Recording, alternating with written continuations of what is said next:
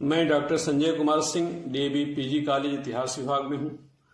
BA 6 semester के छात्रों के लिए टॉपिक है rise of the Maratha power under Shivaji. Shivaji का जन्म 1627 में पूना के निकट सिवनेर में हुआ था। शिवाजी के माता का नाम जीजाबाई और पिताजी का नाम शाहजी भोसले था। शाहजी भोसले दक्षिणी रियासतों अहमदनगर, बीजापुर के राजनीतिक संघर्ष में एक प्रमुख स्थान रखते थे और बीजापुर राज्य में ही नौकरी करते थे। अनेक मराठे भी इन राज्यों की कमजोरी का फायदा उठा करके इन राज्यों में नौकरी करते थे और कई अच्छे पदों को प्राप्त किया था। इन्हीं लोगों को मिला करके शिवाजी ने एक विशाल मराठा राज्य की स्थापना की थी। मराठा राज्य के उत्कर्ष में कई तत्व सहायक थे। उसमें एक उसकी भौगोलिक स्थिति। महाराष्ट्र प्रदेश पहाड़ों से घिरे होने के कारण एक उसकी विशेष सुरक्षा थी। पहाड़ एक दुर्ग की भांति उसकी रक्षा करते थे। हालांकि यहाँ कम वर्षा होती थी, यह प्रदेश कम उपजाऊ थे, इसलिए मराठे वीर साहसी हुआ करते थे। इसलिए पड़ोसी राज्यों में इनकी मांग बहुत हुआ करती थी और ये नौकरी करते थे। कुछ मराठे लूटपाट करके इन दुर्गों में लौट आते थे और विशेष करके छापामार युद्ध प्रणाली की नींव इन्होंने रखी थी। और दूसरी बातें हैं कि जो मराठा संत हुए, विचारक हुए, उन लोगों ने भी इनके ऊपर एक अमिट छाप छोड़ी। मराठा संतों ने राष्ट्र प्रेम और राष्ट्रवादिता की अमिट छाप छोड़ी। अगर इन संतों में अगर नाम लिया जाए तो एकनाथ, तुकाराम, बामन पंडित, रामदास का नाम विशेष उल्लेखनीय है। इन्होंने राष्ट्रीय प्रेम जगाने, जाति पात तोड़ने का काम किया और उनमें इनको जो है काफी उत्कर्ष पे पहुंचा दिया। और इन मराठा संतों के जो पद थे वह पूरे महाराष्ट्र में गाए जाते थे। इसके कारण उनमें एकता स्थापित हो गई थी। अगर तुकाराम के पद की बात किया जाए तो बिना भेदभाव के इनके पद पूरे महाराष्ट्र में गाए जाते थे। तुकाराम एक ऐसे संत थे जिन्होंने अपने पद्य की रचना के साथ साथ एक राष्ट्र निर्माता की भूमिका में थे। रामदास का शिवाजी के ऊपर व्यापक प्रभाव था। उन्होंने शिवाजी को जो है गौ, ब्राह्मण और देश की रक्षा करने की शिक्षा दी और साथ ही वह राष्ट्र के निर्माण और राष्ट्र करने की स्वतंत्र कराने की बात भी किया। और उन्होंने एक किताब लिखी जिसका नाम है दासबोध। दासबोध में उन्होंने कर्मयोग की शिक्षा दी, जिस पर शिवाजी पर व्यापक प्रभाव पड़ता हुआ दिखाई देता है। अगर हम शिवाजी की बात करें तो उनका यौद्धिक जीवन लूटमार से प्रेरित नहीं था, बल्कि देश को स्वतंत्र कराना था, आक्रांताओं से मुक्त कराना ही उनका मुख्य उद्देश्य था। शिवाजी के प्रभाव उनके गुरु, उनके दादा और उनके माताजी का विशेष प्रभाव था, जिनकी प्रेरणा थी कि देश को मुक्त कराना, गौ की रक्षा करना, ब्राह्मण की रक्षा करना और देश के स्वाभिमान को जागृत करना मुख्य उद्देश्य शिवाजी का था। शिवाजी बचपन से ही एक वीर योद्धा और साहसी प्रवृत्ति के जन्मजात नेता थे और इसके थ्रू उन्होंने आगे बढ़ने की कोशिश किया। शिवाजी ने 1646 में बीजापुर रियासत का तोरण दुर्ग जो है जीत लिया और राजगढ़ के दुर्ग को जीत करके उसका जीर्णोद्धार कराया और अपने दादा के मृत्यु के बाद उन्होंने पूरी पूना जागीर पे ही कब्जा स्थापित कर लिया। इसका संदेश जब बीजापुर के सुल्तान के पास पहुंचा तो वो काफी क्रोधित हुआ, लेकिन मंत्रियों ने उसे समझाया कि उन्होंने सिर्फ अपनी पैतृक जागीर की रक्षा के लिए कदम उठाया तो वह शांत हुआ। लेकिन शिवाजी ने जब कल्याण और कोलबा को जीत लिया तो उसके गुस्से का ठिकाना नहीं रहा और उसने दमन करने के लिए जो है सेना भेजा। और इसके पूर्व उनके पिताजी को, शाहजी भोसले को गिरफ्तार कर लिया। और शाहजी को गिरफ्तार करने के दो कारण थे। एक कारण प्रमुख रूप से यह था कि जब जिंजी का घेरा डाला गया था तो उसने जो है जिंजी के घेरे के नायक मुस्तफा खां का संदेश मानने से जो है वह इनकार कर दिए थे। दूसरा बात था कि शिवाजी की सैनिक गतिविधियों को बढ़ावा दे रहे थे और इस कारण से उन्हें गिरफ्तार किया था। लेकिन इस बीच शिवाजी ने भी चालाकी का परिचय दिया और दक्षिण के सूबेदार मुराद से उन्होंने बात करना शुरू किया। इसे बीजापुर का सुल्तान घबरा गया और कुछ शर्तों के साथ शाहजी को मुक्त कर दिया गया। और शिवाजी ने 1649 से लेकर के 1655 तक कोई सैनिक गतिविधि तो नहीं बढ़ाई, लेकिन अपनी सैनिक शक्ति को जो है मजबूत करने, अपने शासन को सुधार करने की गतिविधि को जारी रखा। तत्पश्चात शाह मोहम्मद आदिल शाह की मृत्यु हो गई और दक्षिण का सूबेदार उस समय औरंगजेब था। इस समय त्रिकोणात्मक संघर्ष होता हुआ दिखाई देता है। एक तरफ मराठे, दूसरी तरफ मुगल सूबेदार और तीसरी तरफ जो है बीजापुर राज्य। और उसकी मृत्यु के कारण उसका 18 वर्षीय पुत्र जब गद्दी पर बैठा तो उसकी कमजोरी का फायदा उठा करके औरंगजेब ने उसके कई दुर्गों को जीत लिया, जिसमें विशेष करके बीदर, कल्याण, पुरंदर के किले सम्मिलित हैं। लेकिन इसी बीच उसके जो है पिता की बीमारी का समाचार आया तो उसने जो है आगरा जाने का मन बना लिया, क्योंकि शाहजहां आगरा में बीमार पड़ा था और उत्तराधिकार का युद्ध उस समय प्रारंभ होने की पूरी प्रबल संभावना थी। हालांकि औरंगजेब ने बीजापुर राज्य से बहुत सा धन प्राप्त किया था, उसके जिले प्राप्त किए थे, अनेक किलों को जीता था। लेकिन जब वह उत्तर की तरफ चल पड़ा और शिवाजी और बीजापुर में जो है द्विपक्षीय संघर्ष प्रारंभ हो जाता है और बीजापुर रियासत ने इस समय शिवाजी की गतिविधियों को रोकना चाहा। उसने अपने एक तेज तर्रार सेनापति अफजल खां को इनके दमन के लिए भेजा। अफजल खां ने बड़ी सेखी बघारी और उसने कहा कि मैं जाते ही इस पहाड़ी चूहिया को जो है कैद करके लाता हूं और इसको शिवाजी जैसे नायक को मैं जंजीरों में बांधकर, बड़ी सेखी के साथ वह आया। लेकिन जब युद्ध प्रारंभ हुआ तो आप देखते हैं कि उसने पहाड़ी रास्तों में उसको काफी कष्ट होने लगा और वह लड़ना बड़ा मुश्किल काम समझ करके उसने अपने दूत कृष्ण जी भास्कर को सुलह वार्ता के लिए भेजा। लेकिन उसके नियत में शक था और उसके नियत ठीक नहीं थी। शिवाजी इसको भांप गए और शिवाजी बड़े चालाकी से उसे मिलने का वादा किया और दूत को उन्होंने भेज दिया और उससे मिलने के लिए प्रतापगढ़ के दुर्ग में पहुंचे। प्रतापगढ़ के दुर्ग में पहुंचते ही अफजल खान ने उन पे हमला कर दिया, लेकिन शिवाजी ने बहुत ही फुर्ती दिखाते हुए अपने बगनखा से उसके ऊपर वार किया और कटार भोग कर उसकी हत्या कर दी। इससे ऐसा हुआ कि बीजापुर रियासत में जैसे शोक फैल गया और बीजापुर रियासत की जितनी भी सेनाएं थी उसमें भगदड़ मच गई और वो लौट गए। और इससे शिवाजी को जो चांस मिला या शिवाजी को जो मौका मिला, उन्होंने कोंकण, कोल्हापुर के किले जीत लिए और मराठा सेना में पूरे महाराष्ट्र में एक खुशी की लहर दौड़ गई। और अफजल खां को मारा जाना एक तरह से ऐसा शोक था बीजापुर राज्य के लिए, वह बहुत लंबे समय तक इससे उबर नहीं सका। तत्पश्चात हम देखते हैं कि जब औरंगजेब ने सत्ता प्राप्त कर ली और वो बादशाह बन गया, तब उसने दक्षिण की रियासतों पर ध्यान दिया और दक्षिण की रियासतों पर अभियान चलाने के लिए उसने जो है शाइस्ता खां को दक्षिण का सूबेदार नियुक्त किया। शाइस्ता खां जाते ही बहुत से शिवाजी के किलों को जीत लिया, चाकन, कल्याण, पूना को जीत लिया और पूना में एक तरह बरसात का उस समय था, आराम करने की सोची और शिवाजी की स्थिति बड़ी दयनीय हो गई। लेकिन शिवाजी में अदम्य साहस और पराकाष्ठा भरा हुआ था और शिवाजी ने इससे बदला लेने के लिए एक ऐसी नीति अपनाई जो इतिहास में एक विशिष्ट स्थान रखता है।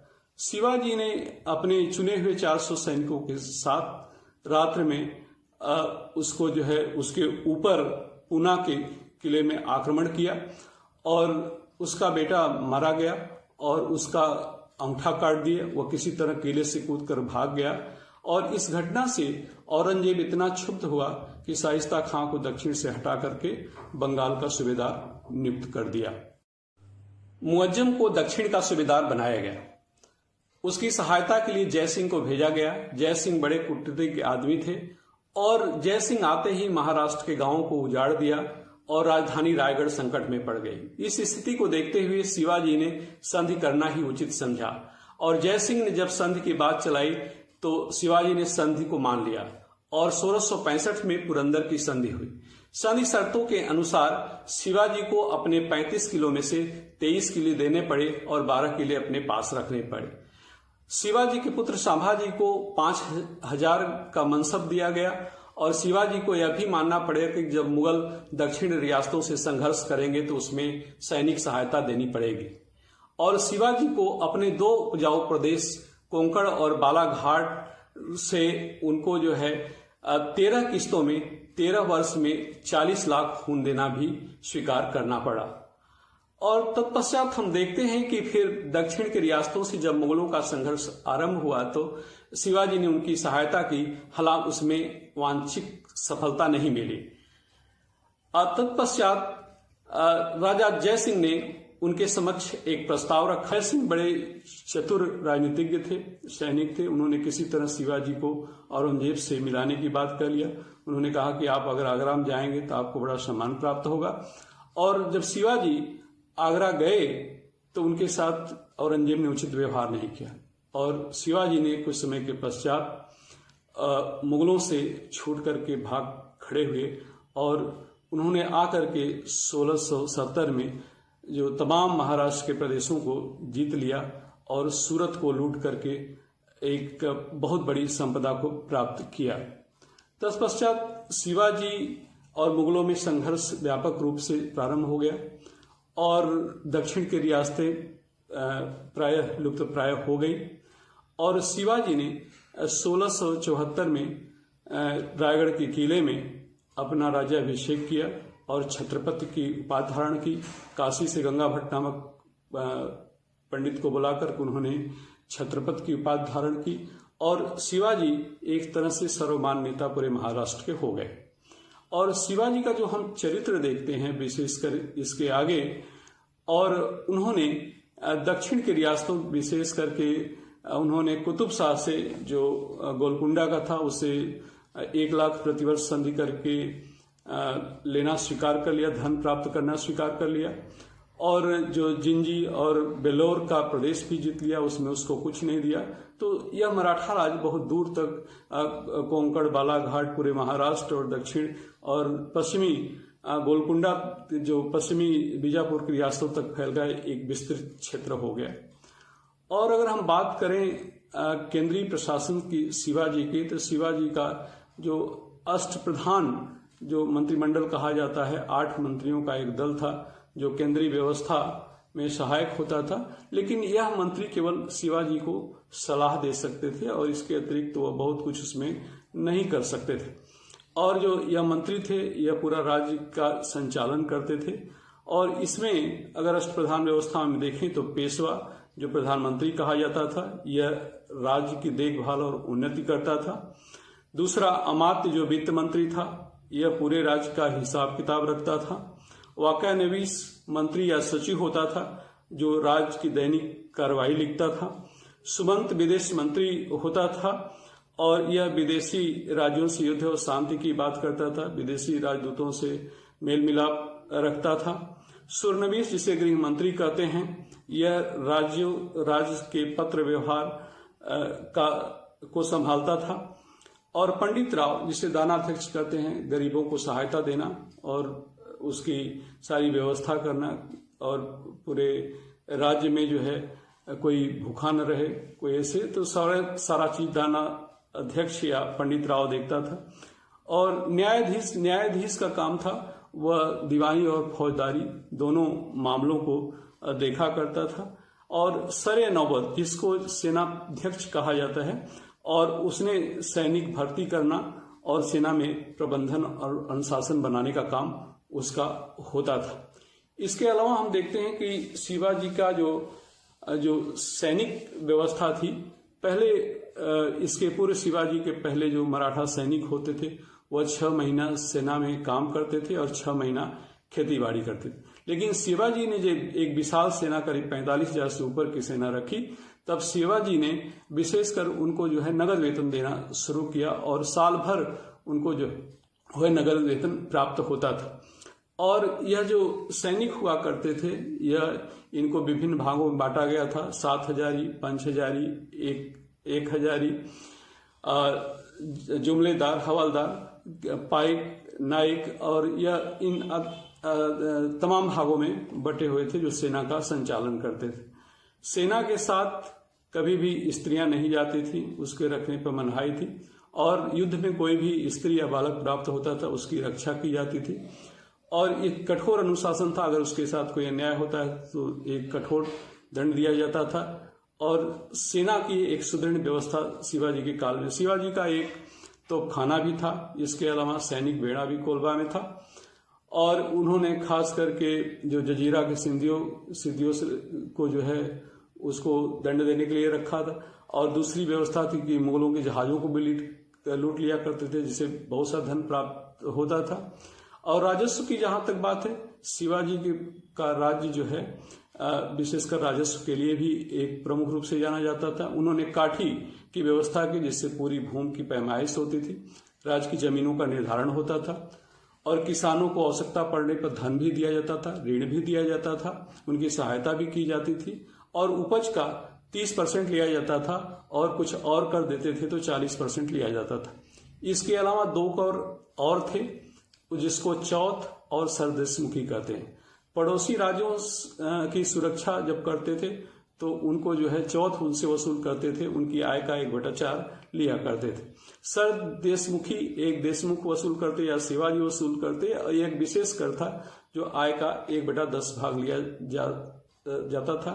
इसके अलावा राय के जो संसाधन थे और उसमें लूट का माल होना और जो है अतिरिक्त कर प्राप्त करना, ये सब जो है अन्य तरह से भी राज्य का जो राजस्व की पूर्ति होती थी। और शिवाजी के अगर प्रांतीय व्यवस्था की हम बात करें तो शिवाजी का प्रांत जो है 4 भागों में 4 सूबेदारों के तहत जो बटा था। इसकी सबसे छोटी इकाई परगना होती थी। परगने का देखभाल देशमुख करता था और इसके अंदर या सबसे छोटी इकाई ग्राम होते थे जिसको पटेल देखा करते थे। जहां तक न्यायिक व्यवस्था का प्रश्न है कि इसको तो न्यायाधीश से देखता था जो दीवानी और फौजदारी दोनों मामलों को देखा करता था, लेकिन इसके जो छोटे फौजदारी मुकदमे ग्राम स्तर के होते थे उसको पटेल देखते थे, उसके नीचे ग्राम पंचायतें तय कर लिया करती थी। इस तरह से हम देखते हैं कि तो शिवाजी का राज्य एक जो है एक तरह से विस्तृत फैला हुआ था और शिवाजी का जो है एक मराठा राज्य के उत्कर्ष में विशेष स्थान है। उन्होंने पूरे मराठा राज्य में एक देश प्रेम, एक ऐसी भावना भर दी जो हिंदू पातशाही के पद पे चला। इस प्रकार हम शिवाजी अपने साहस और अपने नीतियों के कारण एक अपना इतिहास में विशिष्ट स्थान रखते हैं और शिवाजी अपने साहस और पराक्रम से विशाल राज्य की स्थापना कर ली।